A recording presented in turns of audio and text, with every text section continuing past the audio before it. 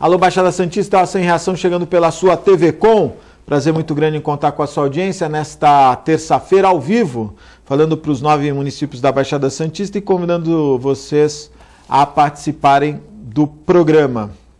Olha, o Adriano, sabe o Adriano, aquele jogador de futebol? Sim, Então, diz que ele... lá no... Como? Das 18 moças. Como lá. é que você sabe? Pô, Tá nem li, nem falei, você já tá... Pô, não, você tá antenado, hein? Diz que ele quebrou...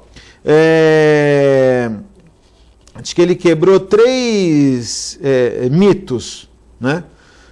O Adriano, ele pegou, foi por uma farra, levou 18 garotas de programa.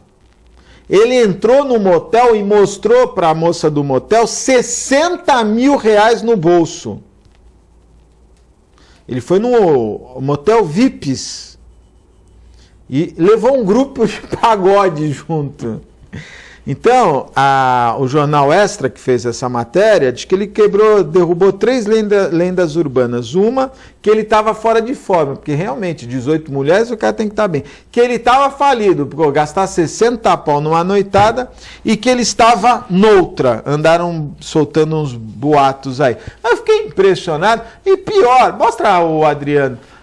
Então é por nada, uma pessoa que alcançou o seu patamar, né, financeiro, mas eu fiquei pensando, mandaram release para os jornais para contar essa das 18 mulheres. Olha, eu estou falando dessa do Adriano para dar uma descontraída, porque ontem eu comentei aqui um caso e muita gente me bombardeou no Facebook, e 2 pessoas que me encontraram na rua ontem, eu estava sendo lá do Durval Cap, e criticaram a minha proposta de pena de morte, né? Tem a imagem do cara agredindo o menino de 13 anos, deficiente, olha, este filho de uma égua, porque isso não tem cabimento, né, meu? Isso é um crime contra a humanidade. Essa criança totalmente desprovida de qualquer proteção. Aí nós não vamos mostrar tudo. Então esse menino de 13 anos, ele sofre de uma doença degenerativa, e a mãe estava namorando com esse, não sei, eu fico com medo de falar que ele é um bosta, mas o Jefferson Basílio, foi preso, que só vai pegar de 6 a 10 anos, com certeza vai cumprir 2 anos e meio, ele está em liberdade, não é? E ele já está preso no complexo penitenciário de Jericinó, em Bangu. O que ninguém sabe é se ele bateu outras vezes, o que é muito possível, o que é muito provável. Então, na minha opinião, na minha modesta opinião, realmente a pena de morte não cabe nesse caso. Eu acho que eu exagerei um pouco. Eu acho que o correto seria ele cumprir uma pena de 2 anos e apanhar dia sim, dia não, dia sim, dia não, durante 2 anos. Depois de 2 anos ele fica vivo e solto. Por quê? Um homem formado que agride uma criança de 13 anos, totalmente indefensável, por isso que o Brasil está nessa bagunça. E aí eu falei aqui ontem, vai lá nos pontos de tráfico, não só aqui, em qualquer lugar do Brasil, e pede pro cara levar 1 quilo de cocaína para a Indonésia. Ninguém quer. Para a Indonésia ninguém quer ir. Então falta uma sensação de punição. Se esse cara ficasse preso, olha, vai ficar 10 anos numa cela, vendo sol quadrado, sem celular, sem visita íntima, sem receber o abono preso, sem receber, realmente refletindo o que ele fez na vida, tudo bem, mas a gente sabe que, infelizmente, o sistema penitenciário está falido. Então, o sistema penitenciário falido, uma culpa do Estado, o Estado acaba colaborando para que as pessoas não reflitam sobre os crimes. Mas, particularmente, não dá para entender, por mais que o advogado diga que ele não estava muito bem, estava desequilibrado, foi um momento, a tensão, o estresse, não há justificativa. Esse cara tinha que sofrer uma punição severa. O programa de hoje está apenas começando e eu tenho ao meu lado o secretário de Saúde de Santos, Dr. Marcos Calvo, gentilmente atendeu ao nosso pedido, e também o nosso comentarista João Vilela. Doutor Calvo, primeiro vou pedir a liberdade de chamar você de Marcos. Secretário, impressionante os números da dengue no estado de São Paulo e algumas cidades assim, de uma maneira... outro dia eu estava vendo uma matéria de uma cidade que tinha 10 mil habitantes, 1.000 estavam com suspeita de dengue.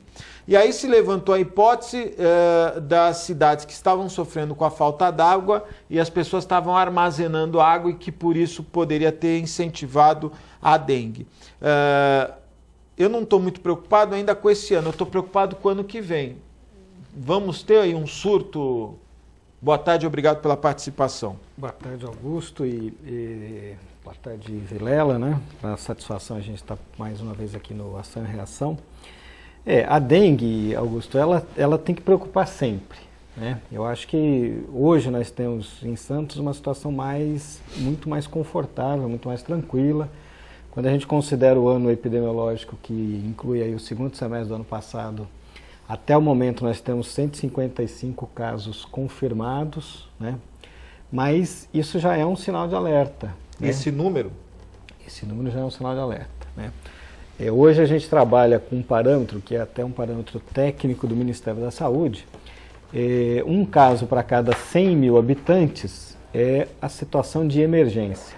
Né? Então, quando o Santos chegar a 433 casos, a gente já entra nessa chamada situação de emergência, que é exatamente o momento em que... Um caso a cada 1.000 habitantes. Então, se a gente tiver alguma coisa em torno de 400, 450, casos, é um caso... Isso já está acontecendo no Litoral Sul, né? Então, as cidades do Litoral Sul, Mongaguá, principalmente Peruíbe, mas também já está chegando lá. E Santos hoje a gente consegue ter essa situação mais tranquila exatamente pelo trabalho que foi feito nos últimos meses e nesse sentido você tem razão, né? Na verdade a gente está fazendo um trabalho agora, mas a gente já tem que estar preparado para a temporada do ano que vem, entende? Então todas as ações, quando a gente prepara aqui na Secretaria de Saúde, a gente sempre tem um olhar para o momento e um olhar para o período próximo, né? Para a próxima temporada. No caso da dengue e de muitas outras doenças, a prevenção ela é determinante. É um trabalho que não pode cessar. João Vilela, você já pegou dengue? Não, nunca peguei. Minha mulher já pegou, todo mundo conhece, pegou. Acho que sangue ruim o mosquito foge. Pois é, eu sou muito picado por mosquito. Você precisa ver que eu não sei o que acontece. Mas da dengue ainda não? Dengue ainda não. Se bem que eu ando muito com calça comprida. Então, pelo que parece, eles sempre andam mais por baixo, então... Eu estou muito de calça comprida. Você pode ter tido dengue e não saber, também, não é, claro, doutor? Exatamente. Eu mesmo também nunca tive dengue, clinicamente. Nunca teve nenhuma sintoma, mas... Pode ter acontecido de uma dengue mais branda, vamos dizer assim, né? E se confundiu como resfriado, com outra coisa. Agora, por favor. Não, eu ia comentar só uma questão que eu acho importante. Nós temos uma cidade praticamente toda estruturada. Uma cidade, comparada com outras cidades da própria região ou do país, é bem estruturada.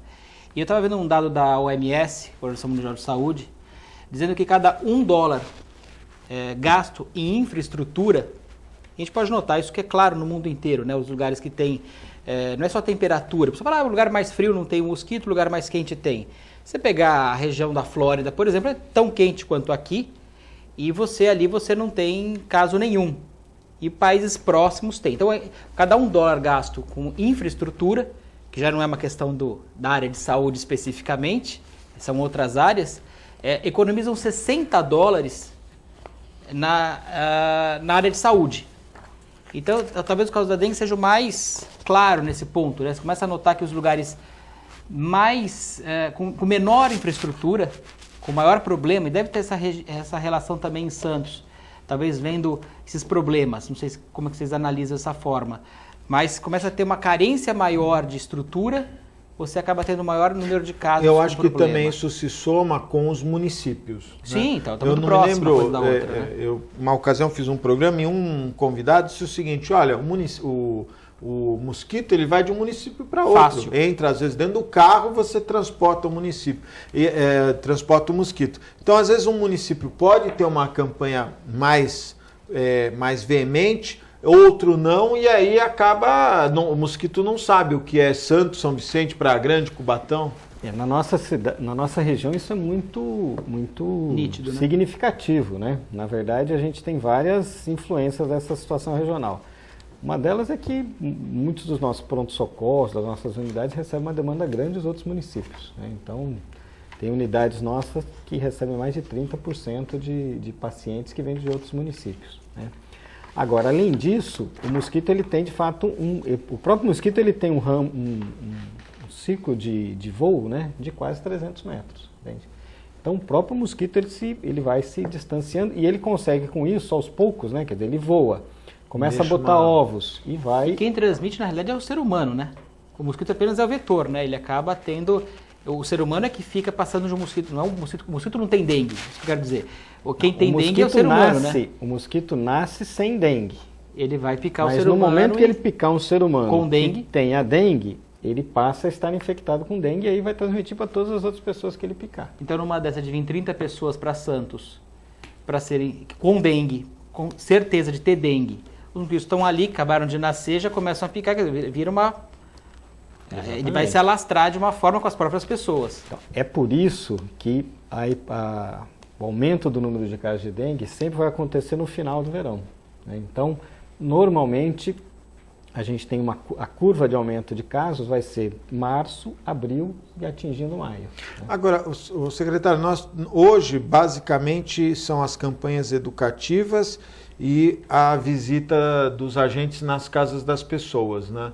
Basicamente, o combate é esse. Por exemplo, já foi muito criticado, não sei se com razão ou não, mas aquele carrinho do fumacê e tal, isso já foi abolido há muitos anos, né? O carrinho do fumacê ele já não está mais em uso, mas a nebulização, a aplicação de inseticida continua sendo feita. Continua sendo né? feita. Cada etapa... De uma forma mais direcionada e menos geral. Tá. Né?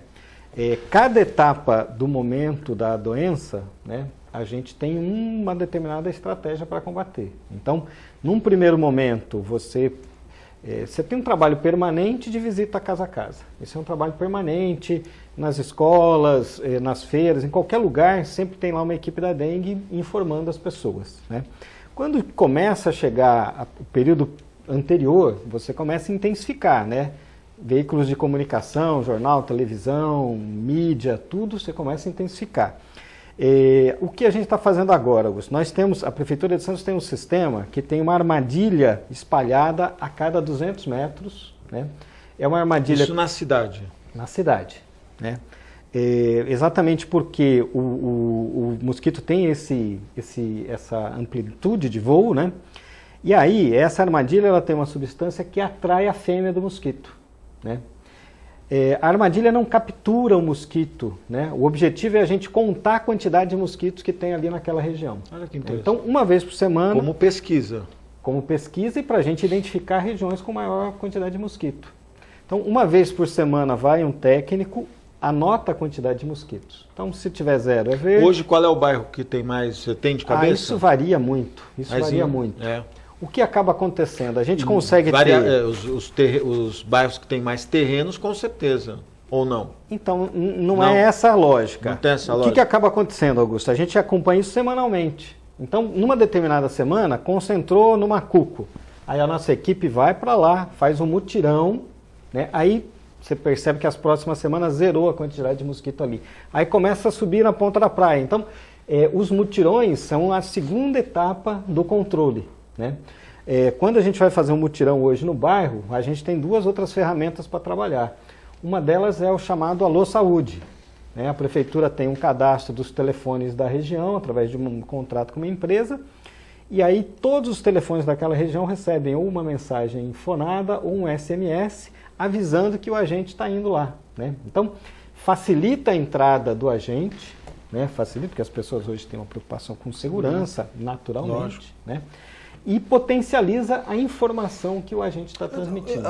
Você tem esse acesso no porto? Hoje No os porto terminais a gente tem. têm, porque eu acho que deve ser um ponto de concentração significativo. Em 2013 a gente conseguiu colocar as armadilhas no porto. Foi uma 2003 ou 13? 2013. Só em 2013? Só em 2013.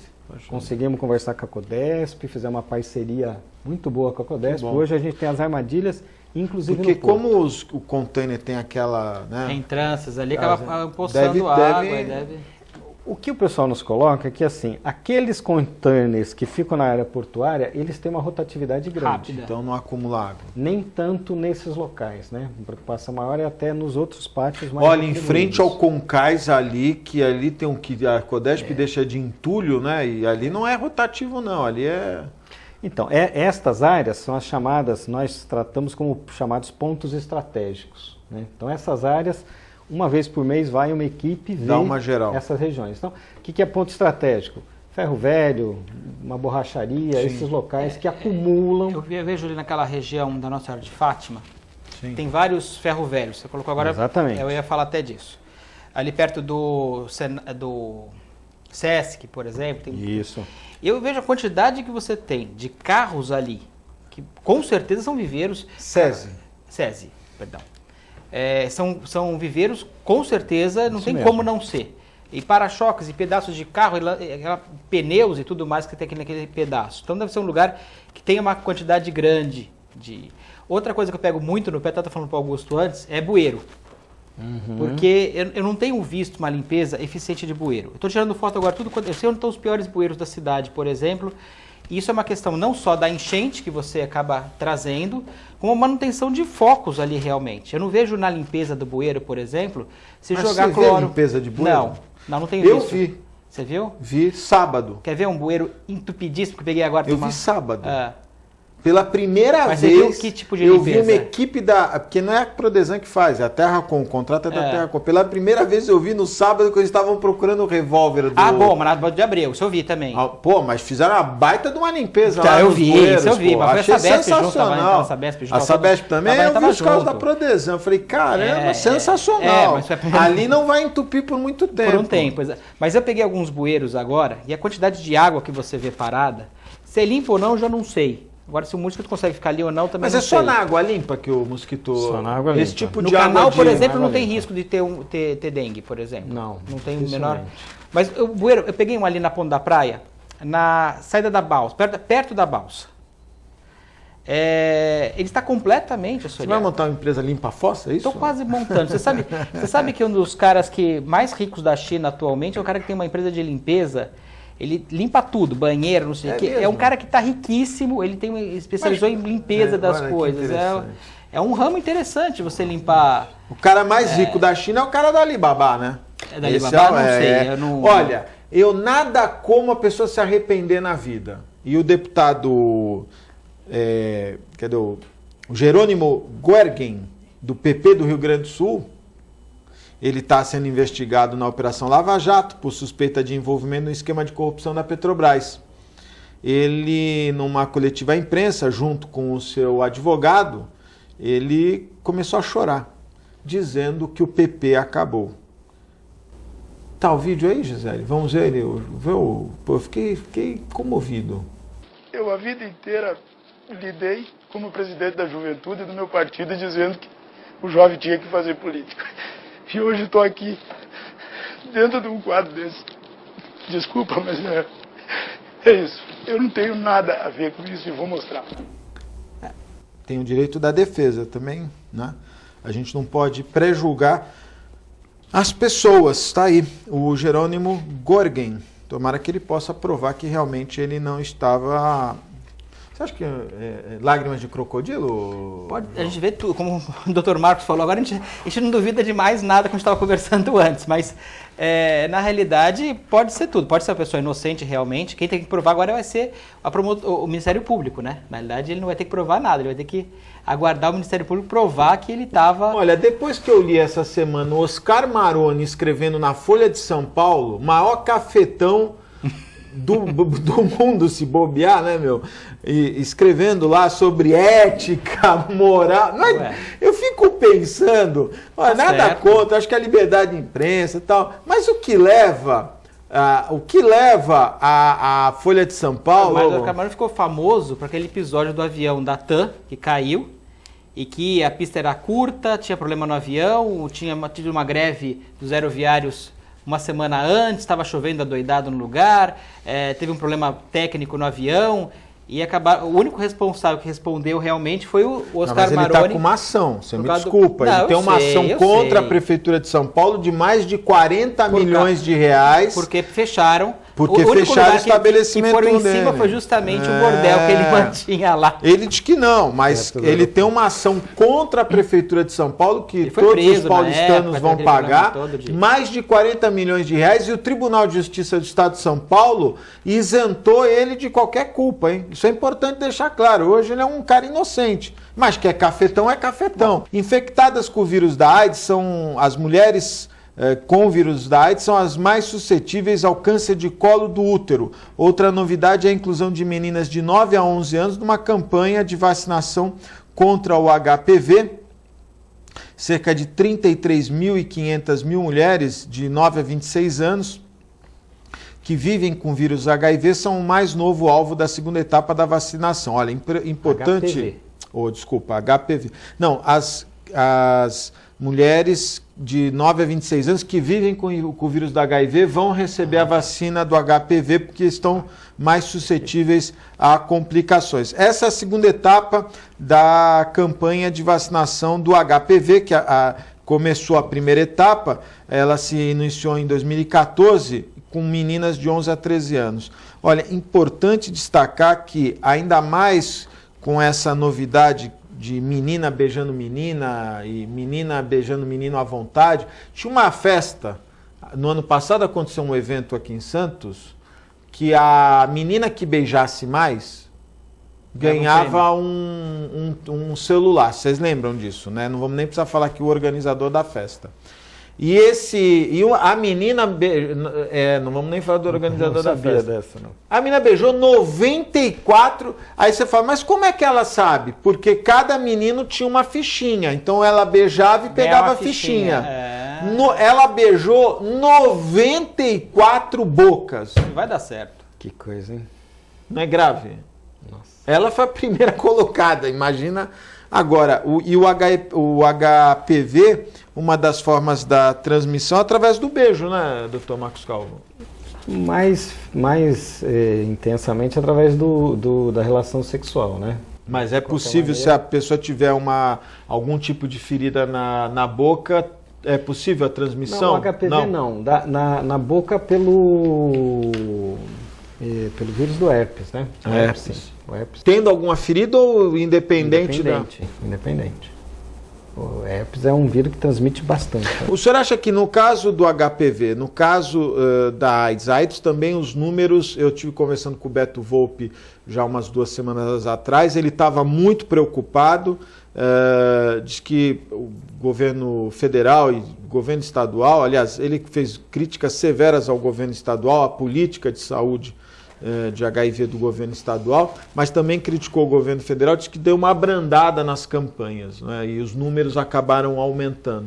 Quer dizer, ainda a base é a campanha ou... Na verdade, é que da mesma maneira que a gente falou da dengue, são vários momentos distintos. É muito importante garantir a questão do tratamento hoje do paciente HIV positivo, do paciente com AIDS ou HIV positivo.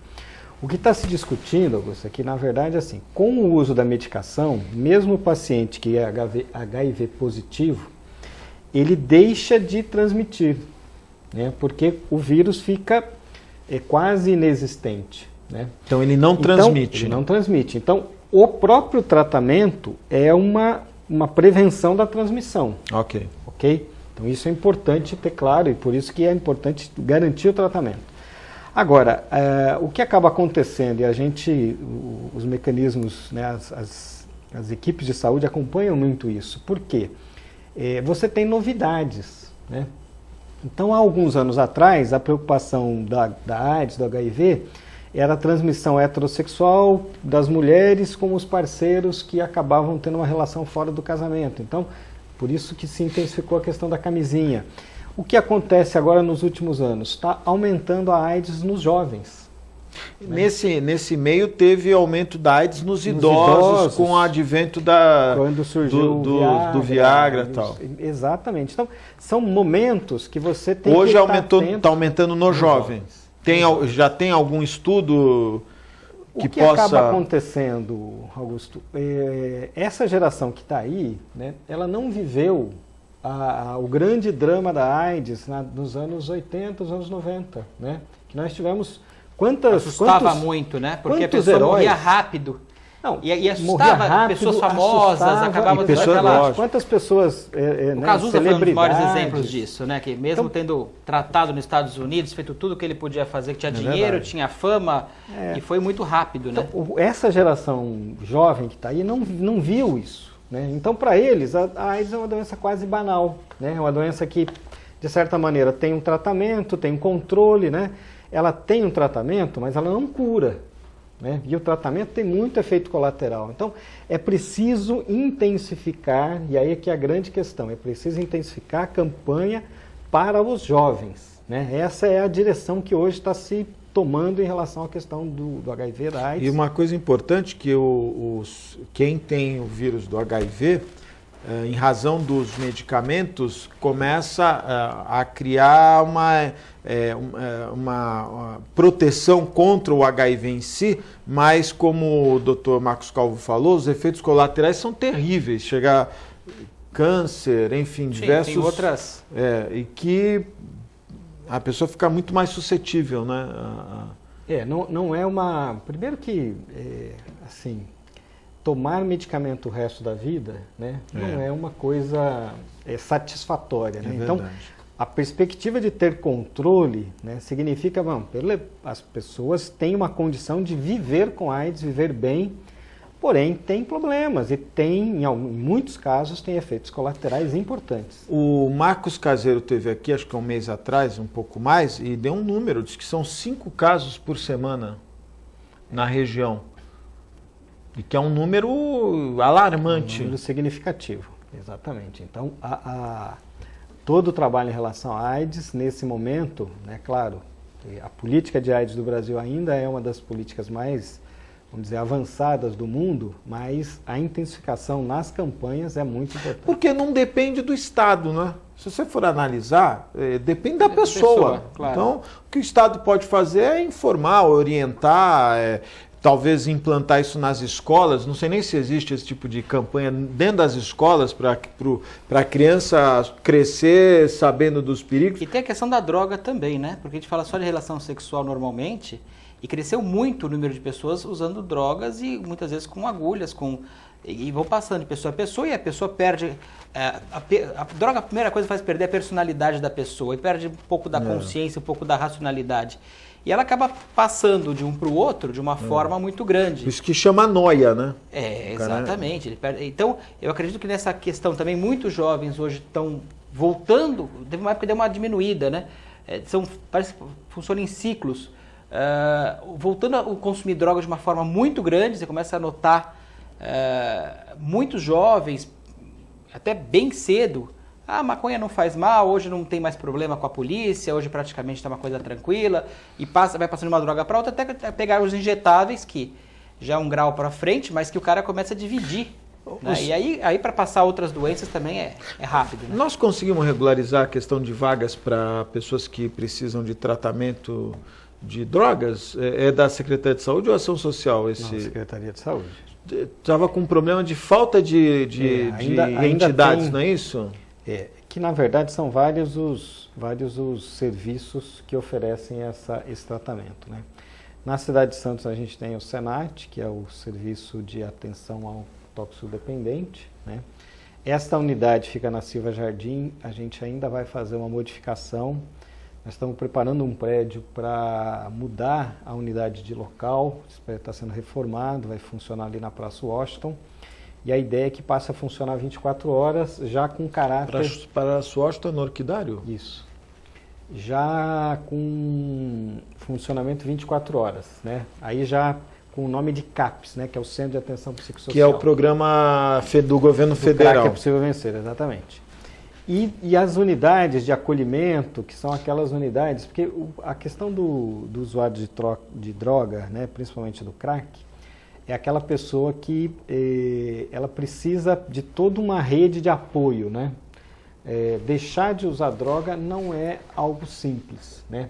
Precisa do apoio da família, precisa do apoio do psiquiatra, o apoio medicamentoso. Em alguns momentos ele precisa ficar num local mais afastado, né? Então tem várias estratégias aí. Nós temos algumas chamadas comunidades terapêuticas, que são exatamente entidades contratadas que recebem esses jovens e fazem esse trabalho quase que de desintoxicação. A nossa equipe dá um apoio para essas Mas me parece que a crise é aí, não é? A falta dessas entidades ou a falta de vagas? Esse serviço existe. Certo. Na verdade, a gente ainda tem uma certa carência de serviço de maior emergência, né? Tá. Que é mais o CAPS. Que é o cara da crise, Isso. A gente que não tem hora e não tem dia, né? Isso, e a gente pretende ter esse serviço funcionando até a metade do ano. A gente vai ter um CAPS lá na Zona Noroeste, funcionando 24 horas, para ter essa possibilidade. Vai ser um na Zona Noroeste e um na Praça Washington, é isso? Um na Zona Noroeste e um aqui. Quer dizer, atende o momento do surto, da crise, vai ser 24 horas? 24 horas. No caso, sempre tem uma equipe técnica para...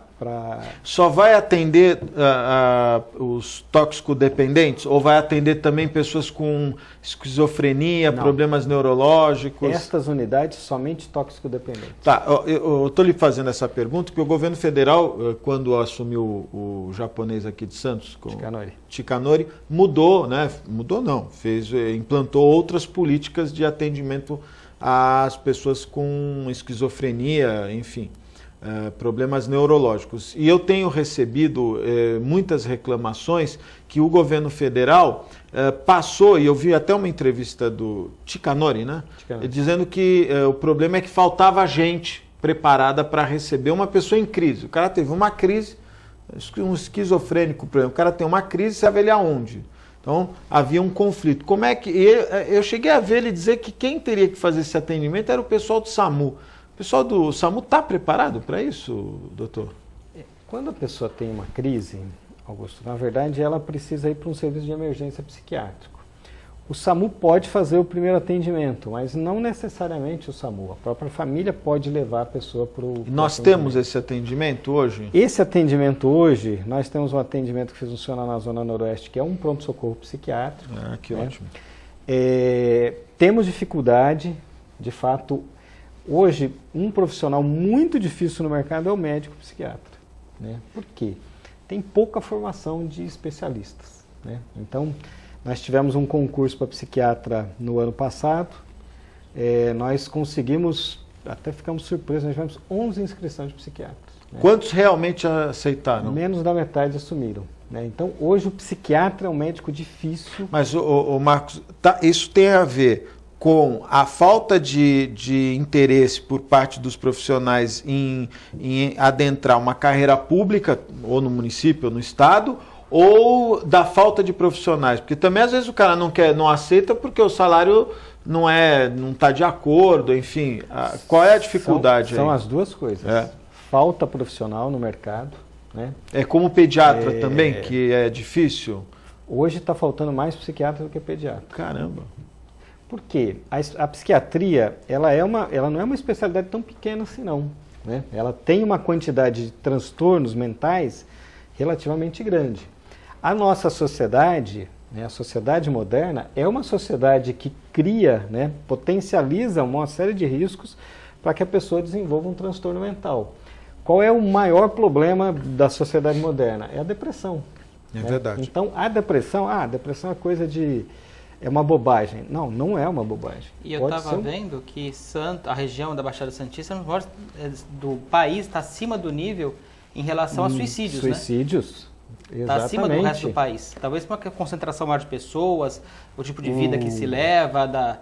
No interior você acaba tendo mais espalhado, o negócio não tem tanto contato um com o outro, tem um pouco mais de distância, né? E aqui não, você acaba tendo mais conflitos, mais Problemas psiquiátricos mesmo. Alguma coisa. Esse número é assustador, eu não sabia disso, não. É uma região que tem. Foi uma matéria que saiu esse fim de semana, bastante interessante. Sobre suicídio. De fato, sobre o suicídio. O suicídio tem crescido no mundo e no Brasil tem crescido, né?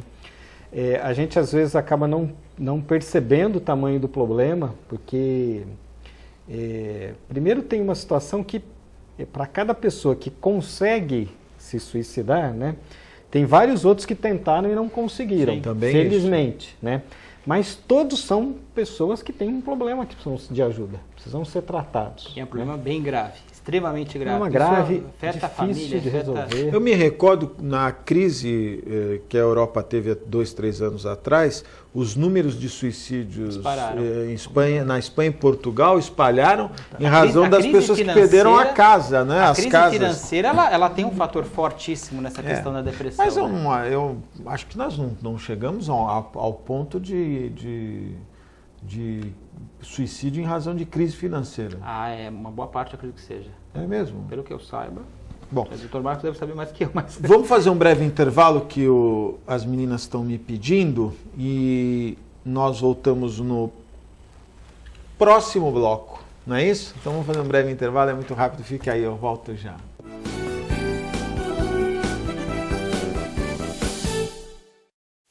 Com o objetivo de atender cada vez melhor, o Plano de Saúde Santa Casa oferece a você e a sua família uma ampla rede de atendimento em Santos, São Vicente, Praia Grande, Cubatão e Guarujá.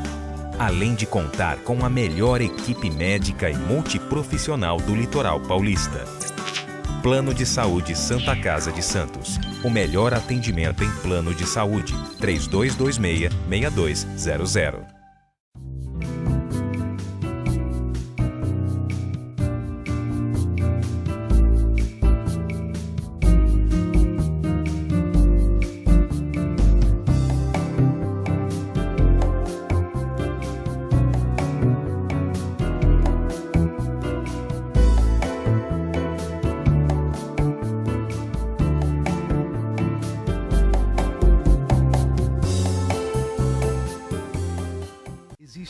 Em Santos, onde você encontra os empreendimentos mais fascinantes da região. Um lugar amplo, aconchegante, feito para oferecer o melhor atendimento para você. Um lugar que reúne as melhores opções residenciais e comerciais nos bairros mais nobres de Santos. Um lugar que a gente nem precisava dizer, porque você já sabe. Central de Vendas Grupo Mendes, Rua Guaiaó 55, Aparecida. Venha fechar um bom negócio para abrir as portas do seu novo lugar.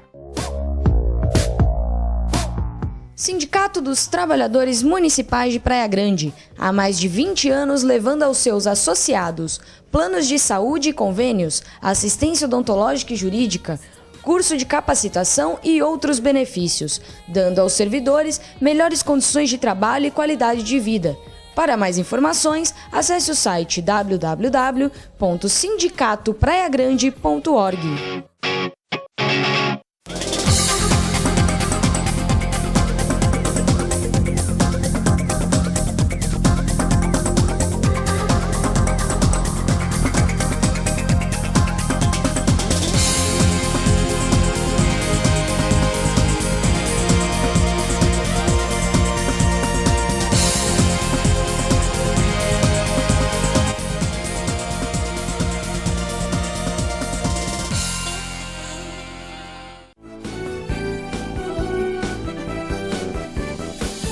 Estamos de volta ao vivo aqui pela sua TV Com, programação em reação. Pode assistir a nossa reprise hoje às 23 horas ou à 1 da manhã. E mandar um abraço especial aos meus amigos da Ozam, 32288000, ou acesse o site www.ozam.com.br. Quem nos apoia também, os meus amigos do restaurante Boqueirão Express Grill.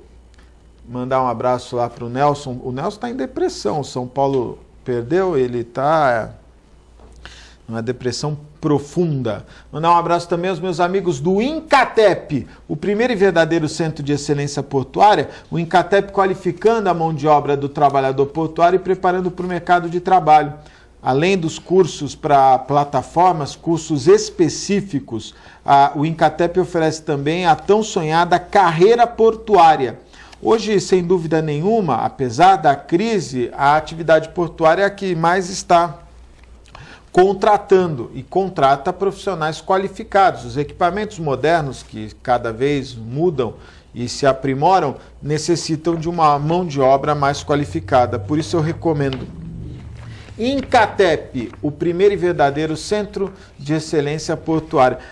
Nós temos, mostra por favor a campanha do Fundo Social de Solidariedade. Olha, eu fiquei muito feliz, nós recebemos aqui uma correspondência do Fundo Social de Solidariedade pedindo para divulgar a campanha 2015 da Páscoa, vai até o dia 30 de março, nas doações você pode doar os ovos de Páscoa, o telefone é o 3222-8050 ou indo direto a Conselheiro Nébias 388 na Encruzilhada. Seja o coelho da Páscoa de muitas crianças. Olha que bonitinho, legal, tá aí. Muito bem, muito obrigado. Aqui recebemos a gente não recebe nada da Secretaria de Comunicação, o Rival não gosta de mim, mas a presidente do Fundo Social sempre manda e a gente divulga com o maior prazer. Olha, eu fiquei estarrecido aqui com uma notícia do G1 de uma senhora que foi atropelada por um trem. Isso aconteceu em janeiro, dia 14 de janeiro. E ela acabou sendo operada e teve uma perna amputada, não é? E o que mais me chamou a atenção, ela estava ali na área da Alfândega, ali tem uma movimentação na Praça Barão do Rio Branco, Praça da República, e aí fica a LL joga, porque essa senhora inclusive vai ter uma filha de 3 anos, senhora não, ela é jovem, né, mas tem uma filha de 3 anos, a família ela era ambulante, eles estão muito preocupados com a sobrevivência dela e da filha, em razão de todas as dificuldades que ela vai ter até do período de recuperação. E elas estavam pedindo uma ajuda, aliás, vão entrar inclusive com uma ação pedindo uma indenização. A ALL, responsável pela linha férrea, informou que lamenta o que aconteceu e que é de responsabilidade da Codesp fiscalizar e manter as vias férreas livres e desimpedidas. Já a Codesp diz que a obrigação da empresa que precisa manter a sinalização ferroviária sonora e visual ao longo da linha férrea. O problema aqui não é nem se é da responsabilidade da ALL ou da Codesp, uma das duas tem que ajudar essa senhora, é uma responsabilidade, eu acho que é mais do que legal, moral, mas o que me chama a atenção é que a Codesp, ela insiste, e o atual presidente e essa diretoria insistem em deixar de lado o papel que o nome já diz, a autoridade portuária. A Codesp, a nomenclatura da Codesp tem um entendimento muito simples.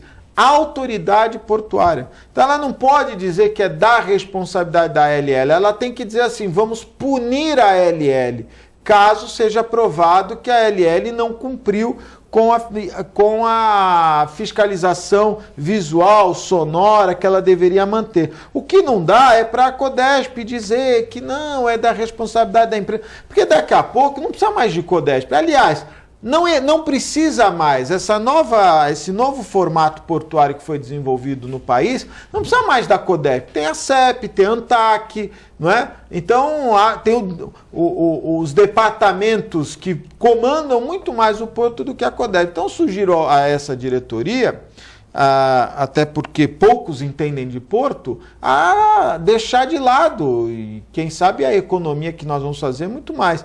O que não pode é uma pessoa perder uma perna, né, uma mulher trabalhadora ambulante, por mais dificuldades, olha, está aí, né, e sem dúvida nenhuma vai enfrentar diversas dificuldades nessa recuperação, ela não pode ficar abandonada, no mínimo isso. Olha, suspeitas de dengue, eu só fico preocupado de mostrar esse cartaz. Dá para você mostrar casinha? Não tem casinha nenhuma. Mocinha por mocinha, Reale. Mas não é para decorar, para depois vocês dizerem que estão com dengue. É só para mostrar, olha. Dores na articulação, tem dor de cabeça, febre, tem também dor abdominal, não sabia. Dor abdominal é sinal de dengue? Então eu tenho eu tenho dengue direto. Manchas avermelhadas é mais comum, né? É que a gente ficou aquela imagem da dengue hemorrágica. Hoje a dengue já não é mais uma doença apenas, uma doença que pode ser hemorrágica. Tem uma série de manifestações, ela causa uma inflamação vascular generalizada que produz o aumento de líquido no abdômen e no tórax. Né? Então, é o acúmulo de líquido que... dor abdominal. E hoje, qual é a pessoa quando vai a um pronto-socorro tem um exame lá que detecta se é dengue ou não. É rápido isso ou é demorado? O problema do exame não é que se ele é rápido ou ele é demorado, mas o exame confirmatório, que é a sorologia, ela só vai ficar positiva a partir do 5º dia. Ok. Então a orientação é inicialmente fazer um hemograma, que é aquele exame de sangue normal, né? O hemograma dá alguns sinais, né, que vão identificar se o caso é grave e se pode ser uma dengue. Independentemente disso, já pela clínica, por esses sinais que estão aí no cartaz, já tem que começar a tratar como dengue, né, que é basicamente medicamento Tilenol, né, o paracetamol, né, não a aspirina, né, a aspirina é mais um fator que estimula a hemorragia, né, que pode causar hemorragia, e muito líquido. Isso é o mais importante, muito líquido, porque é o líquido que vai equilibrar o organismo e evitar se transformar num caso grave. Você queria fazer uma pergunta? Eu quero. João Vilela! Bom, a gente sabe que um dos grandes problemas hospitalares, eu divido em duas partes. A hotelaria, porque você tem que manter um quarto limpo, você tem que manter situação hidráulica, ar-condicionado, alimentação, cama, mesa e banho, você tem que fazer todo um sistema que eu divido por hotelaria e a questão médica por si. Nós temos um problema sério, acho que em todas as cidades brasileiras, Santos não é tão diferente disso, talvez seja melhor que a maioria da nossa região, mas de leitos, falta de leitos, na maternidade é uma visão clara ultimamente. Em todas as cidades da Baixada Santista temos o mesmo problema, acho que o Brasil é um grande problema essa questão. Eu estou com minha filha para nascer dia 4, fui pesquisar bastante essa questão de maternidade, de leitos. Perguntei até para o médico, vale a pena ficar em São Paulo um pouco para ela ser atendida em São Paulo? Não, aqui atende a contento. Mas a grande preocupação é justamente essa. O custo de saúde é muito alto. Falando do Dr. Marcos, antes de começar o programa, falou, são 500 médicos. Quantos médicos tem na cidade? São 500 médicos que pertencem ao quadro da prefeitura. É muita gente, é muito caro. E fazer hotelaria, tive o Hospital dos Estivadores, até está na tribuna de hoje, o grande problema é recurso para você ter realmente. Parece que agora o governo federal vai passar menos recursos por uma série de questões da crise. Então nós temos uma dificuldade muito grande. A minha pergunta é a seguinte, eu vi já vários países do mundo, a China é uma delas, o Japão tem esse sistema, na Espanha tem esse sistema, alguns países têm esse sistema, que faz como se fosse uma parceria público-privada, que seria a construção de hotéis por empresas especializadas em hotel, como a Arcor, o Ibis, esses hotéis que são mundialmente conhecidos, eles têm especialidade em construir o hotel. E eles constroem também hotéis hospitalares. Então, o ente público entra com o terreno, com a localização, eles constroem o hotel, eles fazem um sistema no hotel médico, já preparado para ser quartos de hospital. Uma parte dos quartos são quartos básicos, bem atendidos, com banheiro individual, como é feito no Canadá, em vários lugares, o quarto é totalmente limpo, de uma forma ideal, e tem um quarto luxo. O quarto luxo, quem quiser pagar mais, paga, não sendo atendido pelo SUS ou sendo atendido para a parte pública. Ele pagaria uma diária como se fosse a questão da hotelaria. Vai pagar R$200 lá quanto custa o hotel, pela refeição, se ele quiser colocar mais uma pessoa lá para auxiliá-lo, uma pessoa para ficar lá no quarto, um acompanhante, ele paga mais também a refeição, paga mais uma estadia, quer dizer, como se fosse um hotel. Eles dividem essa questão. E ele cria todo um sistema que ele vai explorar o estacionamento, ele explora estacionamento, lojas de floricultura, loja de brinquedo, loja de tudo que um hotel, lanchonete, restaurante no hotel. Não sei se o hospital vai fazer isso, mas a Câmara Federal já vai fazer isso. É a mesma proposta da Câmara, boa comparação, Augusto. É a mesma comparação. A Câmara Federal quer fazer justamente isso também. E o custo se dilui muito. Então a parte de hotelaria... Lá vai aumentar. Bom, lá é a outra questão. Mas vários países têm usado esse sistema. Eu ouvi falar que isso seria proibido. Eu não consegui entender aonde que seria isso proibido. Que no Brasil não seria possível, tem uma lei de 1980, não achei essa lei também. Eu pesquisei e não achei nada. Parceria público-privada, é Uma isso? parceria público-privada para fazer dessa forma. Hospitais. Então, quem construiria seriam essas entidades. O poder público continua com o comando dos médicos, essa parte toda é do poder público, Então, mas a vamos, hotelaria... porque aí é uma questão muito específica, complexa, mas hoje quais são as parcerias público-privadas que estão sendo feitas aqui na região? Ou melhor, em Santos? Só para... A UPA vai inaugurar quando na Joaquim Távora? Então, a UPA deve ficar pronto o prédio agora em abril. Né? Abril agora? É, porque eu passo lá recebe, todo dia, está bem adiantado. A gente vai receber o prédio da Lusíada, né? E aí mais uns 60 dias a gente deve colocar para funcionar. Né? Ali é uma parceria, não é? Ali é uma parceria, né? Não se configura parceria público-privado como está desenhado na lei, mas, claro, é uma parceria, a iniciativa privada, a Fundação Lusíada está construindo e vai ceder incomodato para a prefeitura para que seja utilizado durante 30 anos, né? Não existem outras parcerias público-privadas em andamento, viu, Augusto? O que existem são alguns projetos de investimento que o Estado, o poder público faz o projeto de investimento e há a possibilidade de alguma entidade do terceiro setor, alguma organização social, fazer a gestão desse equipamento. São as OS, na questão das das organizações OS. sociais, exatamente. Isso já acontece no Hospital de Itanhaém, né? Itanhaém tem um hospital regional, estadual. O governo do estado está construindo lá, está fazendo uma ampliação, vai ser OS, né? São 200 leitos a mais que vão ter em Itanhaém. Já é administrado hoje pela Consaúde, que é o consórcio Vale do Ribeira todo, que é uma OS hoje, né? E o próprio Estivadores, que a gente, quando ele estiver pronto... 2016 é a previsão do Estivadores? O prédio deve ficar pronto no final deste ano. E no ano que vem a gente coloca ele para funcionar. Sabe o que eu fiquei pensando? Eu tenho passado lá às vezes e vejo uma obra muito impactante, né? Me parece que...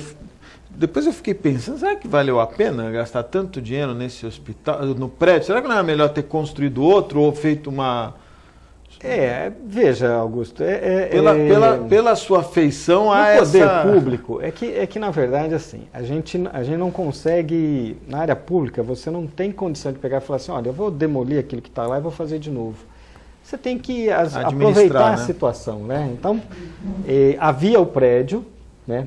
O prédio foi colocado à venda, vamos dizer assim, pelo INSS e o prefeito de então resolveu comprar o prédio e transformar ele num inaugurou, inclusive, né? No final da gestão do governo passado foi inaugurado. Ele não chegou a inaugurar. Mas foi como colocado como se fosse pronto. Ele disse que iria inaugurar, a parte de baixo ele abriu lá e tal. Não chegou a inaugurar. Ele colocou, olha, tá quase pronto e tal. E a gente observou que para fazer o resto... Até porque fazer o resto da reforma, uma reforma de grande porte... Um prédio que estava parado há mais de 20 anos, né? A parte elétrica devia estar toda... Isso, e imagina você pegar e quebrar, entrar com britadeira na sala ao lado e o negócio funcionando. Não tinha condição. É o que acontece hoje com a Santa Casa, eu acredito, que é muito complexo reformar a Santa Casa. Porque você tem 1000 problemas no meio do caminho de engenharia. Você não consegue resolver algumas coisas, mas a Santa Casa ainda tem uma estrutura um pouco mais fácil para ser adaptada, né? Agora, o Estivadores é a maior obra, claro, desse governo, são 11.500 metros quadrados. Está Quantos leitos nós vamos ter ali? No Estivadores terão 227 leitos, né? Nós vamos ter lá uma grande maternidade. Deixa eu te interromper. Não vai criar um conflito? Não vai tirar a verba por exemplo, da Santa Casa e da Benê, que já dependem tanto do município? Não. Na verdade... Você compra leitos tanto da Santa Casa como da Benê, não compra? Benê. Quando a gente coloca isso no âmbito estadual, melhor, regional, há uma carência de leito muito grande na região. Né? Então nós estamos falando de uma população... Mas tem dinheiro para comprar mais leito? Esse dinheiro nós precisamos trazer. Então o dinheiro ainda não tem, nós vamos correr atrás. Ainda não tem. A prefeitura sozinha não consegue bancar esse hospital. O que o Ministério da Saúde sempre nos disse, né, tanto o ministro anterior como o ministro atual, leito novo, dinheiro novo. Beleza, eu vou ter um leito novo, o Ministério entra com recurso a mais. O Ministério coloca aqui pelo menos 50% do custeio do leito, ele vai bancar. Então a gente tem que buscar também o apoio aí do Estado, e a prefeitura. Uma obrigação, né? Então esta combinação, ela ainda precisa ser amarrada. É uma matemática Difícil de compor, né? Não é fácil, de né? compor. O hospital não é um empreendimento simples. Sim, né? exatamente. Ele é bastante difícil. E ao entrar em funcionamento estivadores, o que a gente pretende não é roubar paciente dos outros hospitais, mas mudar o perfil. A Santa Casa tem toda uma tradição de um hospital de alta complexidade, as equipes médicas, né? Seja na oncologia, seja na cirurgia cardíaca, na trauma. Então, lá ficarão os pacientes mais graves e os mais especializados. Né? E os atendimentos de baixa complexidade podem... Estivadores. Muito bom. Você sabia que o BNDES não financia... Se você quiser... Se é um empresário, você fala assim... Montar um hospital... Montar um hospital não financia. Sabia disso? Agora, por quê? Porque não dá lucro, né? Não é que... É duro você dar lucro no hospital. É uma atividade... Não é que só não dá lucro, você não vê empresários, a não ser lá o Sírio-Libanês, que já está, o Einstein, São Luís, o cara que comprou aqui a Mil. Sim, mas veja, você não tem nenhum... Tem um cara que acorda e fala, vou montar uma pizzaria. Não tem ninguém, não tem empresário que fala, vou montar um hospital. Porque dá prejuízo. A cidade de São Paulo, nos últimos 20 anos, os leitos que aumentaram foram de hospitais já existentes. Você conhece algum Com exceção hospital? dos planos de saúde, principalmente a Amil, que teve agora capital americano, ninguém mais faz essas loucuras. Mas você conhece algum hospital que dê lucro? Lucro não dá. Eu acho que não dá. Não dá. O grande bem problema, trabalhado eu tenho conversado com os médicos questão de maternidade, por exemplo. Nenhum hospital quer, porque você vai receber 90%, ou você recebe SUS, ou você recebe plano de saúde, você não recebe particular. Todos pagam pouco, o SUS menos ainda. Então você não tem como você ter lucro. Ou você tem plano de saúde, você tem SUS e o custo é alto. Você tem médicos que são altos. O maior problema realmente o Brasil passou por uma crise. Passou, que bom. Não, sim, não econômica, uma crise agora, de mudança de conceito. Em vez das pessoas terem parto natural, os próprios médicos meio que preferiam a cesariana, porque já marca a hora, aquele negócio todo.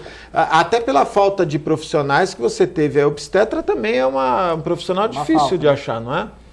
Ou está melhorou ainda, né? Não está em falta? É um profissional que eu acho que tem hoje uma formação que precisa ser repensada. Não é? Nós não entramos nessa crise aí do... Eu conversei com diretores de hospital, pelo menos eles me falam, pode ser que isso não seja verdade, que maternidade dá prejuízo. Não sei o restante. Bom, aqui fechou as maternidades, mas eu acho que não foi por conta do prejuízo em si, foi mais pelo atendimento... Não, o principal fator que estava na discussão lá do pronto-socorro da Casa de Saúde era a questão financeira. Financeira? Falta não dava lucro.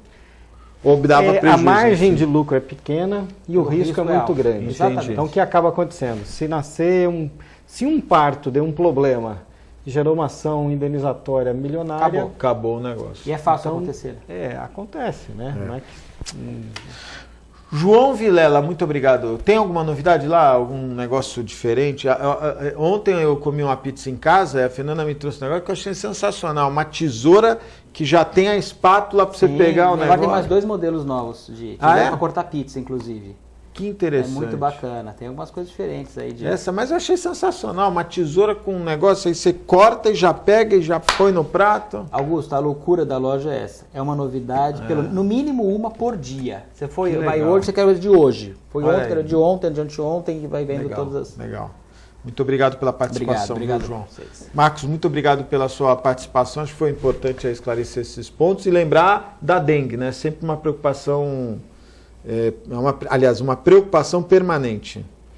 Eu é que agradeço, Augusto, sempre bom a gente estar aqui, falar de saúde e não podemos descuidar nunca da dengue e a comunidade, a população é a nossa principal colaboradora para a gente enfrentar essa doença. Eu acho que meu pai pegou dengue outro dia. Você confia aqui? Ele estava com coceira, mancha, dor de cabeça, cansaço, tem a ver também, né? E o idoso acaba sofrendo mais, né? Os sintomas às vezes mascaram, né? O idoso sempre é um cuidado especial. Cuidado especial. Olha, antes de encerrar, quero mandar um beijo para minha esposa Fernanda, que faz aniversário hoje. Muita paz, muita serenidade. Um beijão para você. Eu sei que você é uma pessoa que tem muitos amigos, conquista a todos pela sua simpatia, e fica aqui a minha mensagem de muito amor para você, um grande beijo no seu coração. A você, telespectador, muito obrigado pela audiência, nós estamos indo embora, mas voltamos amanhã, às 1h15 da tarde, ao vivo, direto aqui dos estúdios da TV Com. Um forte abraço e até amanhã, se Deus quiser, e Ele há de querer. Tchau.